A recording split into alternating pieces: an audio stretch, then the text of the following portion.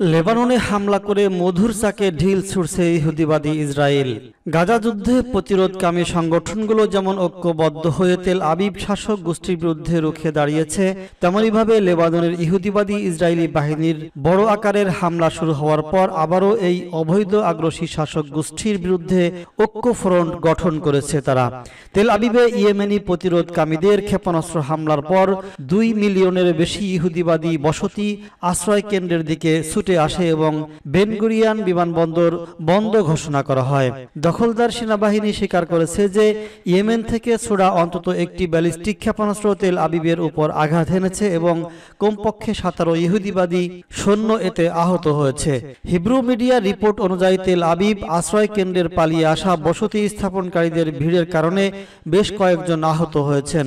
একজন senior Yemeni কর্মকর্তা আল মায়াদিন television চ্যানেলকে জানান যে তারা তেল আবিব শহরে কয়েকটি অবস্থানে হামলা চালিয়েছেন এবং সে সময় ইসরায়েলের কাছে বার্তা পাঠানো হয়। তিনি ইসরায়েলি দখলদারের কাছে বার্তা পাঠান যে শত্রুরা যেন অধিকৃত জাফা শহরকে অনিরাপদ মনে করে।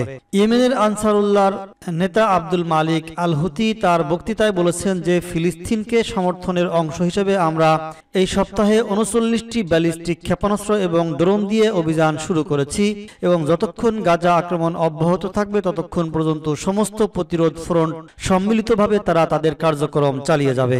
এদিকে ইরাকের ইসলামী প্রতিরোধ অধিকৃত ফিলিস্তিনের একটি গুরুত্বপূর্ণ লক্ষ্যবস্তুতে ক্ষেপণাস্ত্র হামলার ঘোষণা করেছে।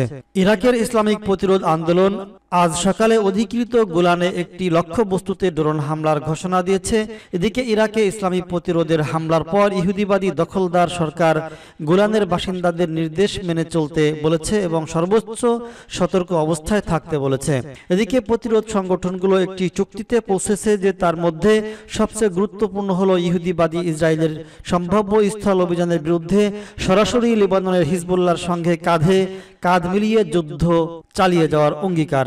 ইরাকের প্রতিরোধকামী সংগঠন আগেই দখলকৃত অঞ্চলগুলোতে সতর্ক করেছিল যে যদি ইহুদি শাসক গোষ্ঠী গাজা উপত্যকায় হামলা চালিয়ে যায় তবে তারা এই শাসক গোষ্ঠীর অবস্থানের বিরুদ্ধে তাদের তৎপরতা জোরদার করবে।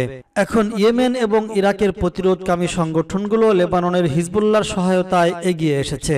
লেবাননের দক্ষিণ ও পূর্ব দিকে ইহুদিবাদী শাসক গোষ্ঠীর হামলা সম্প্রসারণের পর হিজবুল্লাহ ও তার আক্রমণের পরিধি হাইফা পর্যন্ত প্রসারিত করেছে এবং এর ফলে আরো লাখ লাখ ইহুদিবাদী উত্তর ফ্রন্টের বসতি স্থাপনকারীদের মতো একই পরিস্থিতিতে পড়েছে এবং তাদেরকে কেন্দ্রীয় অঞ্চলের দিকে চলে যেতে বাধ্য করা হয়েছে।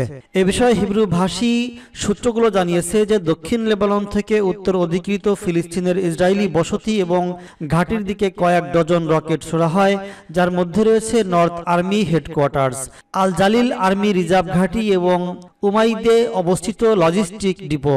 এসব লক্ষ্যবস্তু হিজবুল্লাহর হামলার ফলে ইহুদিবাদীদের মাঝে ভয় ও আতঙ্ক ছড়িয়ে পড়েছে। এর ফলে অধিকৃত হাইফা সকল শিক্ষা কার্যক্রম বন্ধ রাখা হয়। নেতানিয়াহু উত্তর ফ্রন্টের দখলকৃত এলাকায় বসতি স্থাপনকারীদের ফিরিয়ে আনার জন্য একটি পথ তৈরি করতে লেবাননে হামলা সম্প্রসার করার লক্ষ্য ঘোষণা করেছিলেন। এখন প্রতিরোধ ফ্রন্টগুলো একযোগে হামলা বাড়ানোর সঙ্গে সঙ্গে অধিকৃত ফিলিস্তিন জুড়ে আশ্রয় কেন্দ্রের দরজা খুলে দেওয়া হয়েছে। যুদ্ধের এই ধারাবাহিকতা চলতে থাকলে শেষ পর্যন্ত সমস্ত অধিকৃত ফিলিস্তিনি ভূখণ্ডই উত্তর ফ্রন্টের মতো একই অবস্থা রূপ নেবে, তাতে কোনো সন্দেহ নেই।